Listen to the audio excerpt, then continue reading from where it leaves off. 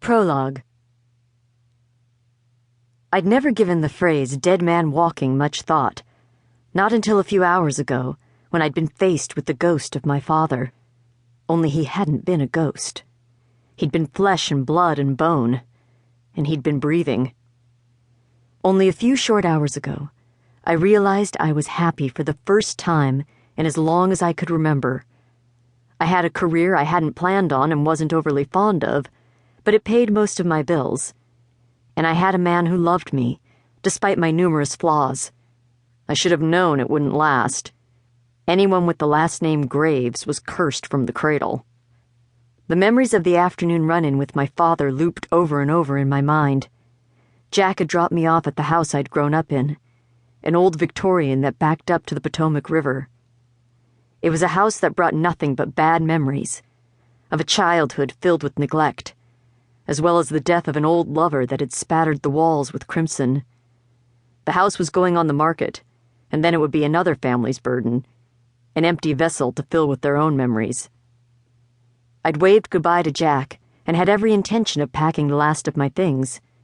I barely had the door closed at my back when I realized I wasn't alone. Fear overwhelmed me. I'd experienced it before, and the memories of death were still too fresh in my mind.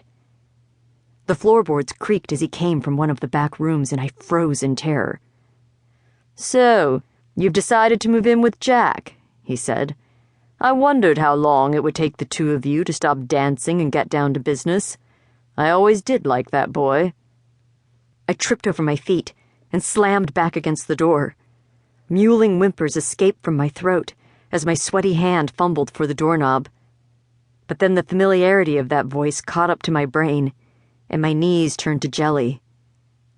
"What's wrong, Jay? Aren't you going to say hello?" "Dad?" My legs gave out completely, and I slid to the floor. He smiled like he hadn't just destroyed my world and stuck his hands in the pockets of his khakis. All I could think was he looked good for a dead man. I'd know, since I'd seen more than my fair share. He was thinner than the last time I'd seen him, the lines in his face a little deeper. He skimmed just under 6 feet, and his hair was thick and the color of a deer pelt. His eyes were hazel, and he still wore the same tortoiseshell glasses he always had. He looked more like a college professor than a mortician or a criminal, but that was probably the point.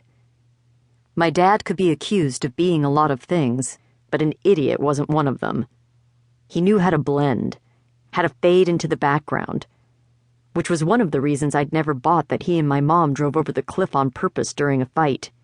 It was too big of a splash. If they were going to commit double suicide, they would have popped a couple of cyanide pills in the privacy of their own home.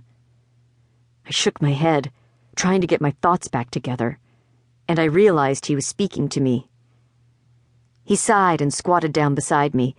I tried to crawl backwards, but the wood was solid at my back. "You always did like to overdramatize things. Emotions only get in the way of the important things in life.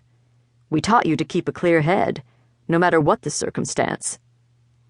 "Some things can be taught. Others are passed through the blood."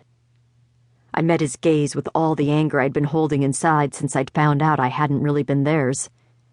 "I guess you failed on both accounts there." His surprise at my knowledge was quickly masked. "Well, you've always been ours. We loved you the same. The how you came to be here is just all in the details." I knew the signs of shock. I was a doctor, for God's sake. My pulse was rapid, and my skin cold and clammy with sweat. My pulse raced, and I knew if I looked in the mirror, my eyes would be dilated to the point that only a thin ring of gray would be showing. "Since you know about your birth, I'm going to assume you found the boxes of papers in the bunker. The body was still there the last time I checked, so I know it wasn't the FBI. I need those boxes, Jericho." A sound I didn't recognize escaped my mouth, and tears I couldn't control dripped down my cheeks and onto my shirt. My father was the only person who ever used my real name. But even then, it was only when I was in trouble. There were only a handful of people who even knew what my name was, because I loathed it with a flaming hot passion. It didn't bode well that he was using it now.